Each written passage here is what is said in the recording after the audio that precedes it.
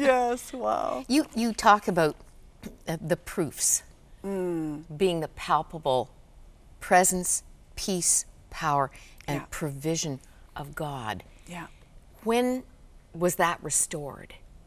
That was slow in coming back to me, Moira, these proofs, but God made sure that any time that I began to doubt, did I hear you right? Am I on the right path? Like, knowing His will isn't rocket science. It's actually just being willing to say yes when He reveals one simple, immediate, possible thing. So it's really clear. Step. Yeah, it's really clear.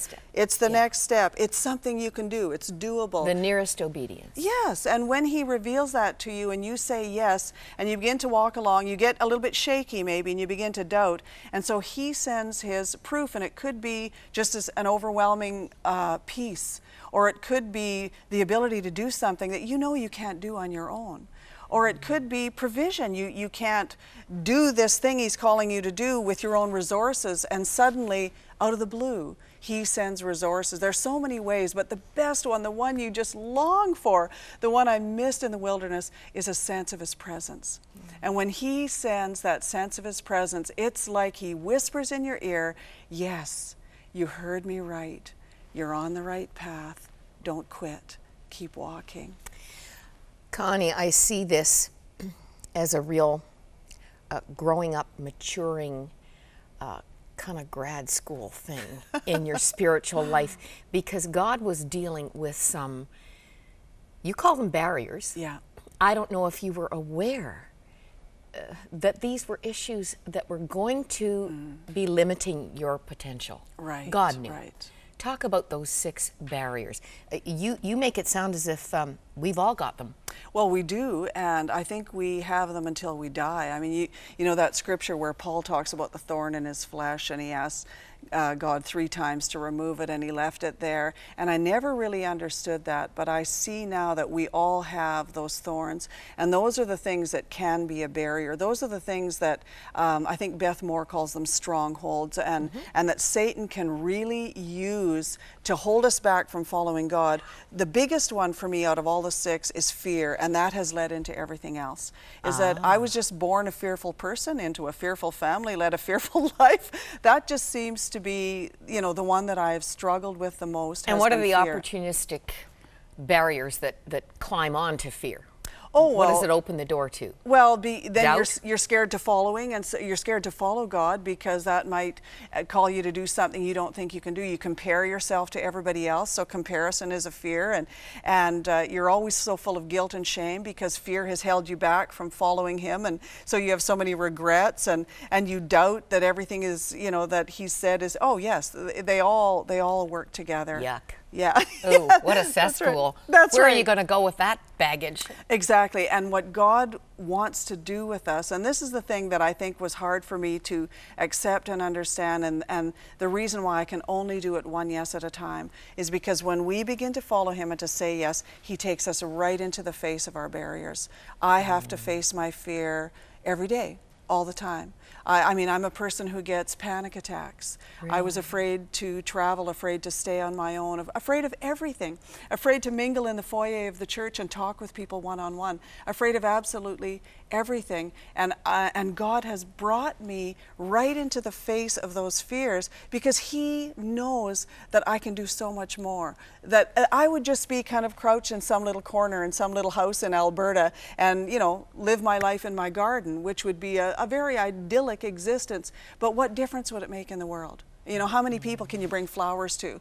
But by following God one yes at a time, then we have a chance to change our little corner of the world in a little bit bigger way. And so that's what I'm just so thrilled that God's given me, that honor to be able to just serve Him in this way. Oh, God writes beautiful stories. Yeah, I'm just thinking of that quote, "The way up is down."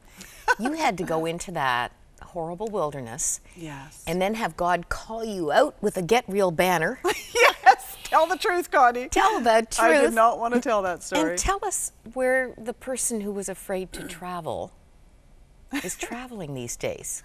Well, all over North America for sure, but God's also thrown a few chocolates in I trail, and I've been able to go to Mexico, and I was in Cayman Islands and in Norway, and just some wonderful opportunities, amazing opportunities to bring hope to other people who struggle with spiritual dryness. That was the gateway to ministry for me, was just by telling the truth to people that, yes, we do go through times of dryness. Not everyone is there for 10 years, but I've met so many people, and so many are people in ministry, and they secretly take me aside. They don't want anyone to see them, talking to me, especially if I've been talking about spiritual dryness, because they don't want others to know what they're going through. It's the big secret in the church. Oh, I don't want people to know. Recently, and I'm going to ask you to respond to it, from a woman who said, I'm an elder in our church, and I'm really suffering with depression, and I can't tell anybody. Yes. What would you say to that woman? I would say tell somebody. And I mean, she already did by telling you. But she's not getting help where she is.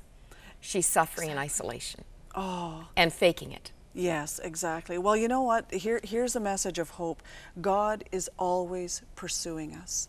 No matter where we are, no matter how far away we've gone, no matter if we've consciously decided to say no, or if we've drifted spiritually like I did because of fear and other barriers, He's always pursuing us with His message of love. And at some point, she will know that God is calling her to say yes to Him again. And at that point, if she will begin to say yes and to start to follow Him again, we develop a bit of forward momentum when we begin walking. When you lift one foot and put it up, the other one begins to follow. And as we follow God one yes at a time and begin listening for Him again, then He will speak that truth into her life and begin to call her out from that dry place. You make a very clear point. Confession. It's not a warm, fuzzy word. No. But it was a key to your healing. It absolutely was. Growing again. Yeah.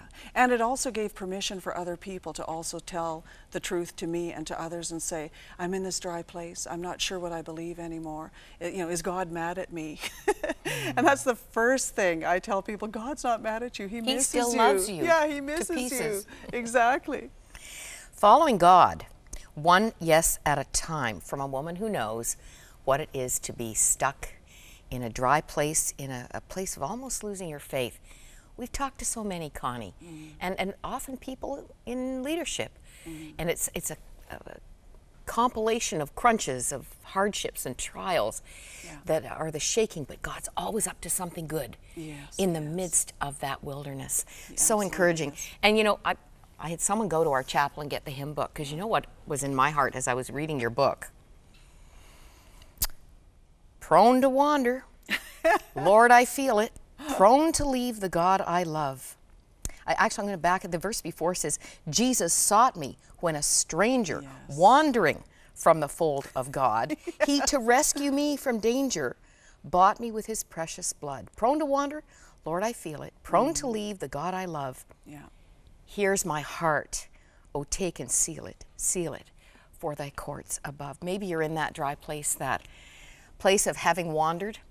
I think we all do. Most of us do, at some point, have a struggle in our faith journey.